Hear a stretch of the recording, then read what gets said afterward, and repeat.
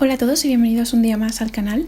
En el vídeo de hoy vamos a hablar sobre algo bastante interesante, muy habitual y que os puede servir en el caso de que estéis interesados en invertir o simplemente en algunos conocimientos de contabilidad. Y en este vídeo concretamente vamos a hablar del PER, qué es, cuál es el concepto, cuál es su fórmula para saber cómo se calcula, cuáles son sus limitaciones y también vamos a ver un poco cuál es la diferencia que tiene respecto al PEG, que es un ratio con el que frecuentemente muchos se confunden. Y además al final del vídeo vamos a ver también algunos ejemplos para que lo veáis un poco en la práctica. El PER es uno de los ratios más habituales en los que se suele fijar la gente debido a que te aporta bastante información y por otro lado porque tiene una forma de cálculo muy sencilla. El PER nos indica el número de veces que el beneficio está comprendido dentro del precio de la acción y por tanto el número de veces que el mercado estaría dispuesto a pagar por el beneficio de una empresa. Sin embargo, también tiene otra interpretación y es que podríamos interpretarlo como el número de años que necesitaríamos para recuperar la inversión que hemos hecho. El PER es el Price to Earnings Ratio y básicamente se calcula con el cociente entre el precio de las acciones y el BPA, que es el beneficio por acción, también conocido en inglés como EPS, que significa Earnings per Share. ¿Pero qué es el BPA y cómo se calcula? El beneficio por acción nos dice cuánto ha obtenido la empresa gracias a la actividad que desarrolla y básicamente es el cociente entre el beneficio neto y el número total de acciones que tenga la empresa. Sin embargo, a la hora de hacer este cálculo hay que tener cuidado con el número de acciones que vayamos a introducir, ya que a lo largo del año la empresa puede haber experimentado ampliaciones o reducciones de capital. Por lo tanto, básicamente tendríamos, digamos que dos opciones. Por un lado, podríamos coger el número de acciones que haya a 31 de diciembre, que puede ser pues una opción más prudente, y por otro lado, si no, podríamos hacer una media ponderada de todo el año, lo cual quizá es más realista. Por ejemplo, podríamos considerar un beneficio neto de 4 millones entre un total de acciones, por ejemplo, de 2 millones. Por lo tanto, obtendríamos un beneficio por acción de 2. Incluiríamos entonces este BPA que hemos obtenido en la fórmula del PER y podríamos asumir, por ejemplo, un precio de las acciones igual a $20. Entonces haríamos la división y obtendríamos un PER de 10 veces. Este PER de 10 veces simplemente nos dice que el mercado estaría dispuesto a pagarnos $10 por cada dólar de beneficio de la empresa. Y haciendo referencia a la segunda interpretación que os hice previamente del PER, también estas 10 veces que hemos obtenido nos estarían diciendo que tendríamos que esperar 10 años para recuperar toda la inversión que hemos hecho, es decir, 10 años hasta que recuperásemos esos $20 que era el precio de la acción. El PER también nos indica si la acción que vamos a comprar es cara o barata, de forma que si el PER es muy alto, nos estaría diciendo que la empresa está sobrevalorada y que probablemente esa acción sea cara. También ocurriría lo contrario, si el PER es bajo, entonces la empresa quizá está infravalorada y la acción es considerada barata. Pero esto no es siempre así. En muchas ocasiones que encontremos un PER alto nos está diciendo que es que hay una buena valoración a futuro de esa empresa, es decir, que los inversores esperan que tenga unos crecimientos bastante importantes a futuro y que estos beneficios también aumenten. En el caso de ver un PER bajo no deberíamos confiarnos y deberíamos extender nuestro análisis haciendo uso de otros ratios que lo puedan complementar o quizá pues analizando la cuenta de pérdidas y ganancias o el balance, etc. Debido a que si no quizá nos dé lugar a error. Y aquí es donde entra una de las limitaciones del PER y es que puede hacer que caigamos en la trampa de valor, que lo que implica es que consideremos que por tener un PER bajo es una buena opción de compra porque está barata, cuando en realidad quizá el mercado nos está diciendo que está descontando posibles problemas a futuro que va a tener esa empresa. Otra importante limitación del PER es que no tiene en cuenta la deuda, es decir, no tiene en cuenta los pasivos, haciendo referencia únicamente en esa parte del balance al patrimonio neto. Y otra limitación sería en el caso de las empresas cíclicas, ya que ahí el PER no nos aportaría la transparencia y la confianza suficiente, puesto que en este caso unas empresas que por ejemplo se estuviesen acercando a una situación de pérdidas harían que el PER fuese bajo previamente antes de estar directamente en esas pérdidas. Por lo tanto, nos podría dar lugar a error y pensar que al estar el PER bajo es porque la acción está barata, haciendo referencia a esta trampa de valor que os he comentado previamente. Y si vamos a usar el PER, además es importante decidir cuál es el que vamos a usar, ya que básicamente podríamos encontrar dos tipos fundamentalmente. Por un lado podríamos encontrar el PER Trailing, el cual se basa en información de los rendimientos obtenidos por la compañía en los últimos meses, generalmente en los últimos 12 meses. La parte positiva en este caso es que encontraríamos información real, conocida y reciente. Sin embargo, quizá tendríamos la parte negativa de que estaríamos haciendo unas estimaciones a futuro en base a información pasada, la cual no tendría por qué repetirse. Y por otro lado podríamos usar el PER Forward, el cual tiene en cuenta estimaciones futuras de los posibles beneficios de la empresa. Estas estimaciones son desarrolladas por la propia empresa y por analistas que se preocupan en realizar todas estas estimaciones. El PER Forward trata de superar esta limitación del PER Trailing en el sentido que os digo de que, aunque nos basemos en información pasada que es realista, no tiene por qué repetirse exactamente de esa manera a futuro. De ahí que se hagan estas estimaciones, pero que al fin y al cabo no dejan de ser estimaciones y quizá lo que suceda en la realidad puede desviarse de estas estimaciones.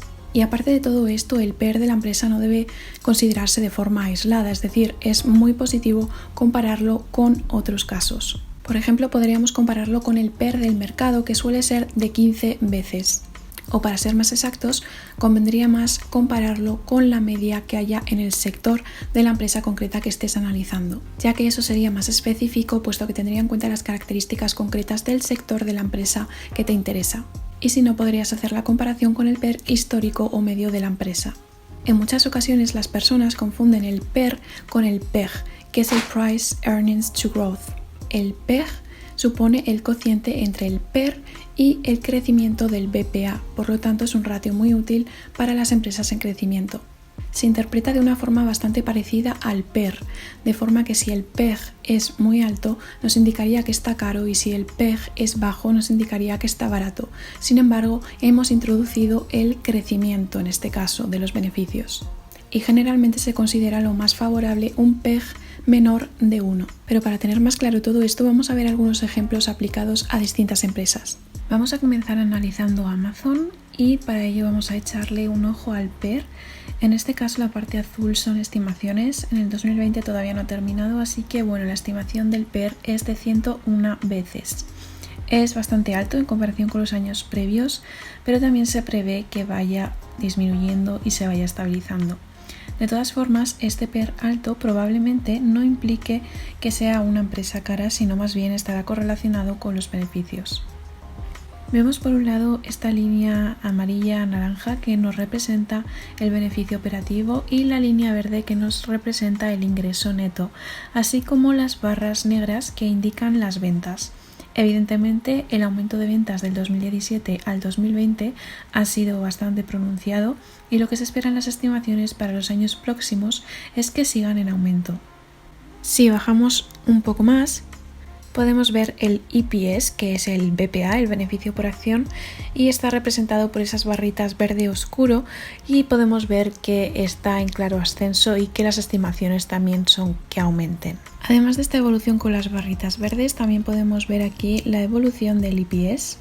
Como podemos ver, la estimación es que vaya en continuo aumento, así como ha sido en los años previos, y esto se debe a que se espera un gran crecimiento por parte de esta compañía.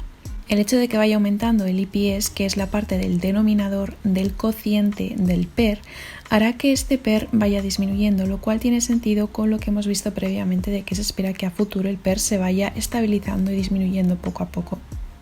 Además de eso podemos ver el Free Cash Flow de la empresa, que está bastante bien, es positivo, va en continuo aumento, se prevé que siga aumentando y es bastante importante tenerlo en cuenta, aparte del PER, ya que el Free Cash Flow supone pues una parte más difícilmente manipulable, así que nos aporta gran transparencia para saber más de la empresa. Debajo tenemos el ROE, el cual tiene un 21,3% para el 2020 de forma estimada y se prevé que vaya aumentando poco a poco.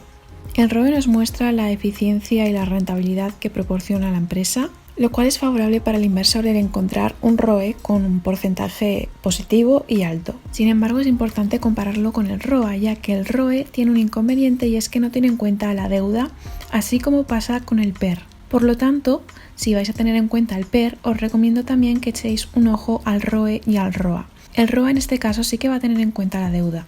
Los porcentajes de ROA a partir del año 2018 son bastante buenos y se prevé que sigan aumentando, lo cual es bastante favorable porque es muy bueno el hecho de tener un ROA en torno a un 5% o incluso un poquitín más alto. Sin embargo, el hecho de que el ROE sea superior al ROA nos indica que la empresa también está algo endeudada.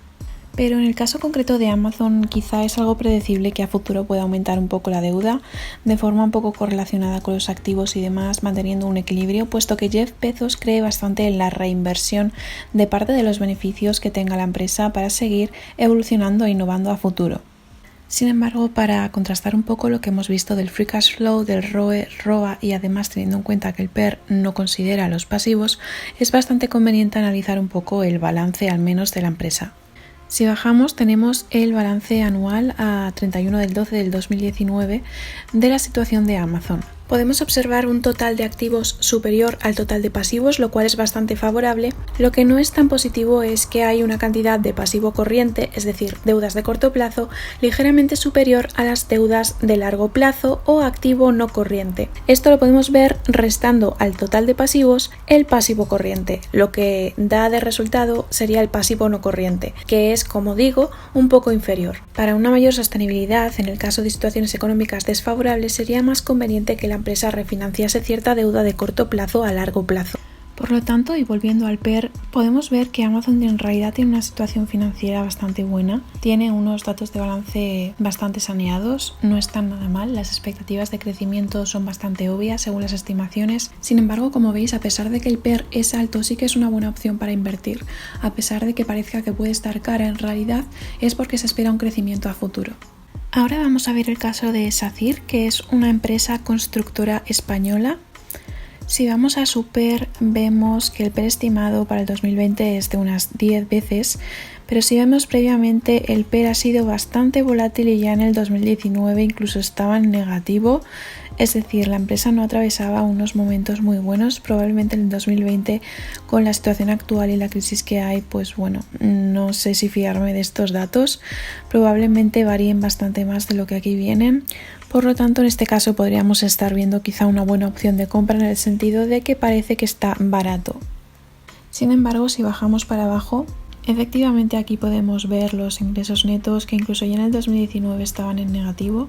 Sin embargo, se prevé que las ventas y los beneficios vuelvan a aumentar, pero se ve que es de una forma quizá algo lenta y estancada. Y por abajo podemos ver el EPS, que es el beneficio por acción, el BPA, que tampoco tiene unos datos especialmente altos.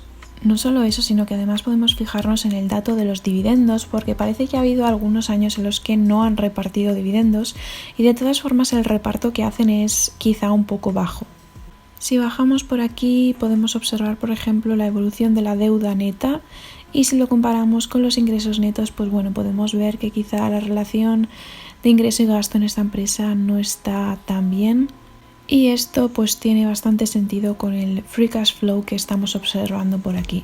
Sin embargo, y en vista de que parece que aquí hay una especie de problema entre ingresos y gastos, vamos a ver un poco la deuda de esta empresa. Vamos a observar su balance. En este caso tenemos el balance a 31 del 12 del 2019 también y vamos a comprobar un poco la relación entre activos y pasivos. Efectivamente, como podéis ver, el nivel total de pasivos tenemos aquí unos 13.000 y pico, 4.000 y pico, y coincide bastante con el nivel de activos, 13.000 y pico, 4.000 y pico. Sí que es cierto que tiene un poquitín más de activos que de pasivos, pero creo que la diferencia entre ambos no es suficiente y probablemente eso haga que la empresa atraviese una situación más complicada a la hora de enfrentarse a una crisis. Aún así podemos observar también el patrimonio neto y además es que vemos que en este caso no es muy elevado. Y como nos indica el free cash flow y en general el balance de la empresa, la gestión entre activos y pasivos no es suficientemente buena. Quizá no nos aporte la suficiente tranquilidad y la empresa no tenga ahora mismo la suficiente solvencia y menos en una época de crisis. Por lo tanto, no sería lo más recomendable invertir en esta empresa en este momento actual. En este caso, el PER bajo no nos indica una buena opción de compra simplemente porque parezca que está barato, sino que en realidad quizá es porque la empresa está atravesando una situación más complicada. Y eso es todo, espero que os haya sido útil el vídeo. Si os ha gustado, no os olvidéis de darle like y de suscribiros al canal para tener más vídeos como este y nos vemos en el siguiente vídeo.